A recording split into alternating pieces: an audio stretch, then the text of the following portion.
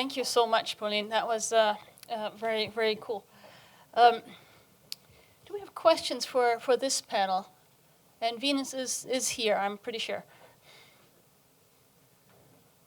Yes, there's a question back on the room here. Let's start there. Hi, Terry Campbell, University of Ottawa. I have a specific question, I think maybe for Venus, who was talking about inclusive hiring. Is that right? Or maybe Yes. maybe any of the other panelists. But you talked a bit about inclusive hiring. My question is that is hiring the only focus on inclusion within an organization? Because is it not possible to have a diverse workforce without actually including them? So just to clarify, so you're asking what other type of initiatives are there within organizations to drive inclusion? Yes, if there are other ones that would promote inclusion. Absolutely. Thanks. So I just wanted to clarify. So I focus only on hiring because of time.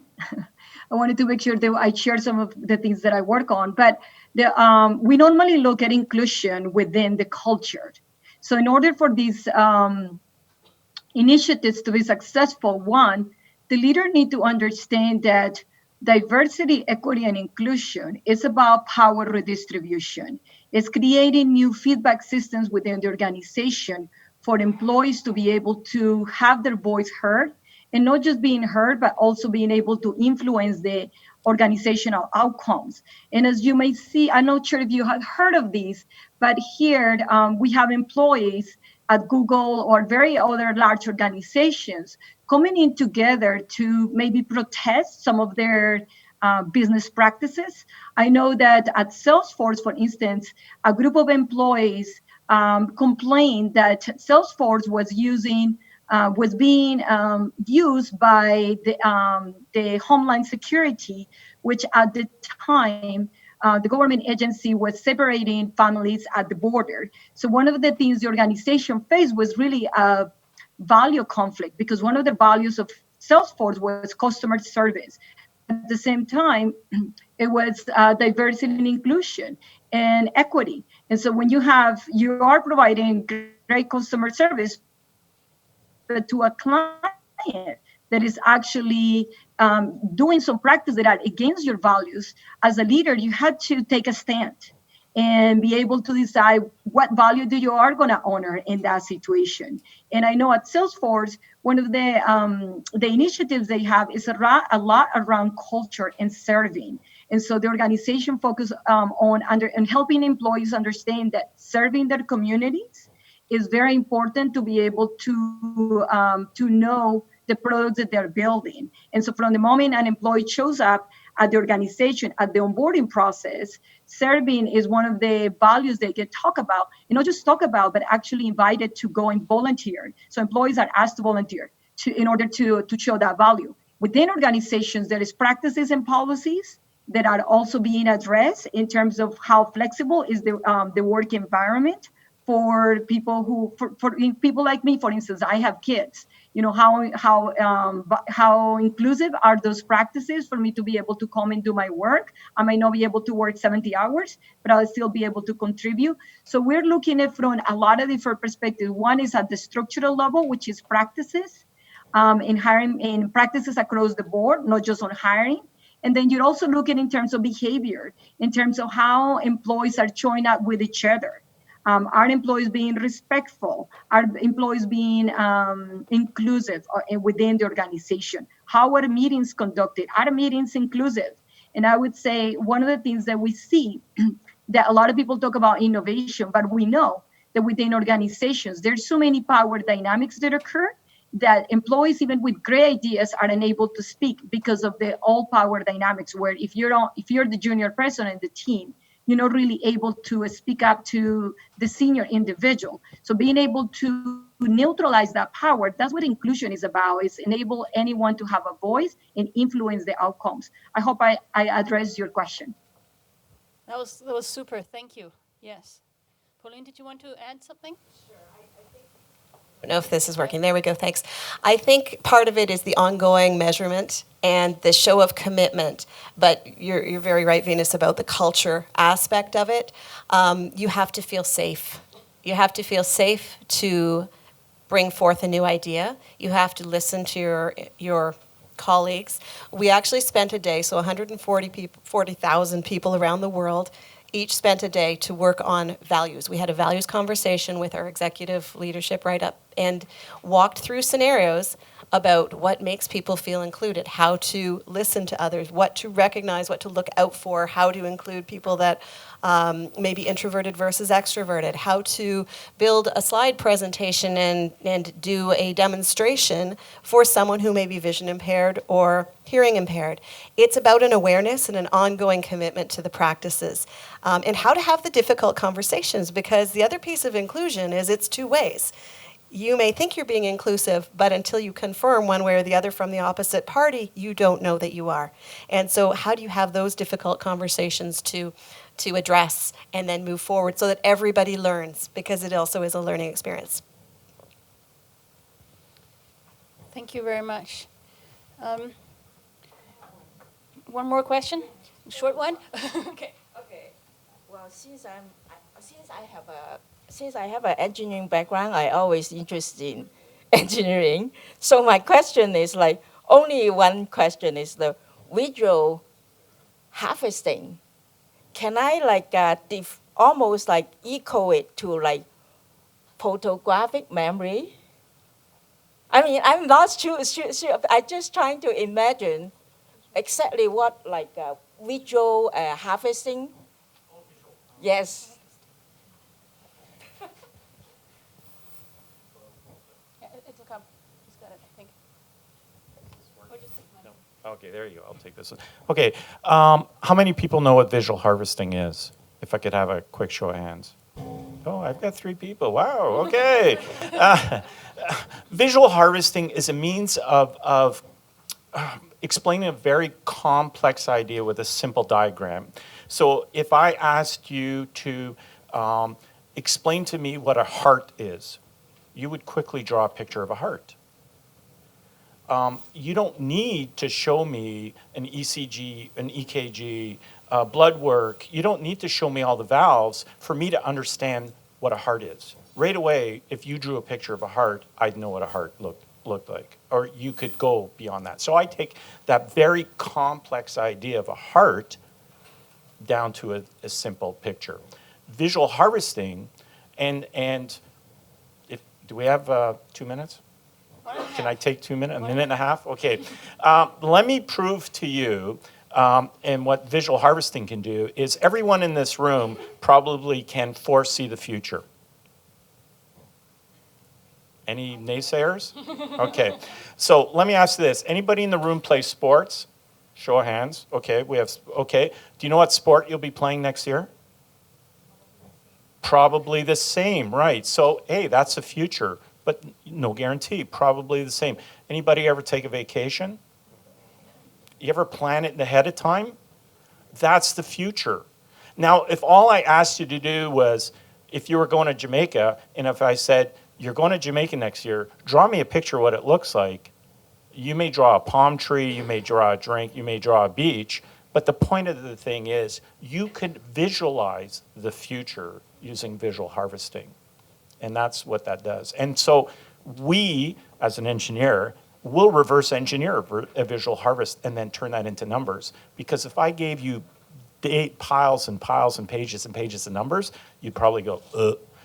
But if I give you a picture of Jamaica, I can reverse engineer that and then say, here's the cost for going, here's your airfare, here's your hotel costs, here's your meal costs, here's everything that goes along with that by reverse engineering the visual harvest.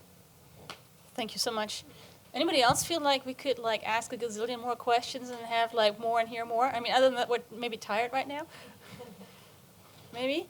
Anyways, I really appreciate this, and the other thing I appreciate about your presentations is that it actually answered the questions I put on hold this morning. When I was doing my little talk this morning, there were a couple of questions about how do you measure things? How do you measure diversity inclusion? And earlier, like there wasn't much about innovation management. How do you actually do that? What's the training piece? And also there was a comment that diversity is necessary but not sufficient. So I think this panel actually has addressed a lot of the questions that came up earlier this morning, and I really thank you for that. I also have our 3D printed thank you cards, I guess. And again, another shout out to the University of Ottawa Makerspace that allowed me. By the way, any one of you, I can give you the file for this. In Venus, you get one in the mail, but I also can just send you the code, and you can go to your local makerspace and print yourself one. And any one of you, if you want one, let me know. I'll send you the code. You can go to the Ottawa U Makerspace, and you can print your own, actually free of charge. So that's a thing you can do. All right, so let me thank this panel, and let's give them a hand.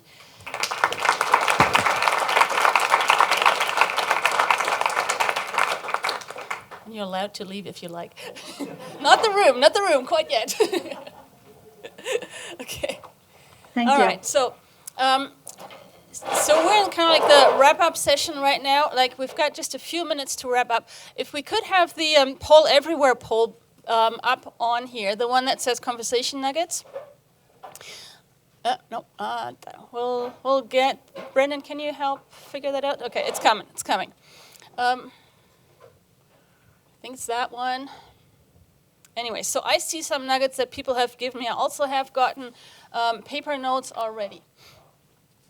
There are a couple of themes here that I think are coming through from both of the sessions. We're talking a lot about social innovation, also with regards to reconciliation, but also in a kind of broader sense. And we saw in both sessions actually how social aspects and technological aspects actually interplay in order to make inclusiveness happen and then also get benefits from inclusion.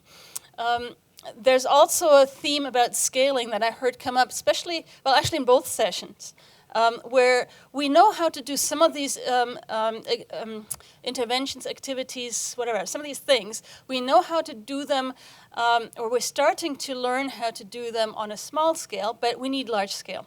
We heard that from a couple of speakers, whether that's with regards to education, whether that's with regards to the implementation in organizations. There is a bit of a scaling challenge that we might want to address. You're also seeing. That's not the right one. There's another one that says the same thing. Can you pull that one up? So what I'm seeing here is that somebody told me or asked, I put a question out in the room saying, how can we have meaningful inclusion for inclusive innovation without tokenizing voices? And I think that's a really important piece. Like, how do we actually bring people together in events, whether they're events like these or whether they're when we actually get into working, where we bring people in a meaningful way that's actually engaging. We had some examples from this panel. Alan gave us some numbers around that even. But I think those are some of the things we really have to figure out, and I think it's going to take a little bit of trial and error to actually get this right. There we go. Those are the comments we've been getting here. I think I mentioned already that during the break I had a number of people coming up to me. I've got to tell you, there are also a number of people who could not be here today who I talked to ahead of this event. And I'm hearing from a lot of folks that this is something we need more of. Does anybody here in the room feel maybe a little bit that way? So, if I could ask you to do me a favor, and I know it's kind of like the end of the day, but this is the last thing we're going to do. If you could talk at your table just for, 5 minutes, give you 7 minutes or something like that, talk at your table, and if somebody could put whatever notes you're coming up with, whatever thoughts you're coming up with, somebody could put it up here. Give us ideas of what exactly it is that you need more of. What is it, and it's a brainstorm, right? Like no wrong ideas, like just brainstorm. What is it that we need more of in order to have action towards more inclusive innovation? Is it research that you need? Is it guidelines? Is it key performance indicators? Is it cases? You probably have more ideas than I can even think of right now. That's why I'm asking. Would you do that? Yeah? All right, I really appreciate that. So if you could just take a few minutes at your table and just throw some ideas up here, and you'll see them coming up as you do this as well. All right, so I'd like to come back to the discussion. If you've got any ideas that you haven't put on the system yet that need to be up there, please do that now. But I'm going to start now. It's a bit loud. I'm going to start kind of looking a little bit through this.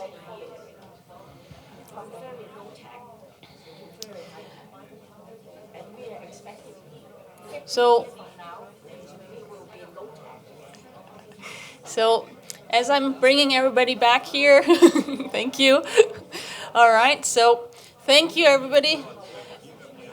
You can talk all the time. You talk to me after.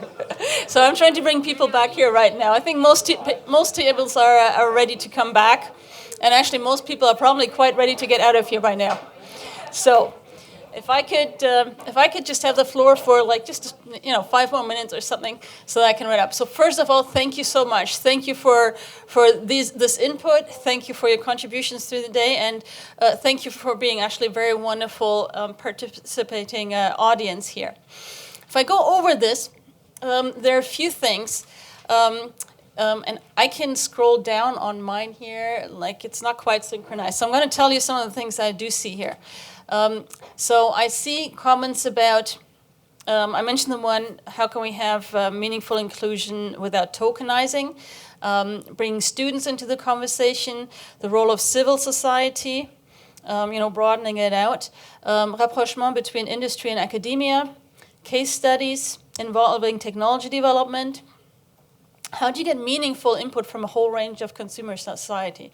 I mean, that's really kind of the key. Like, how do you get that whole range? And there are some companies, for example, that are starting to address that as well.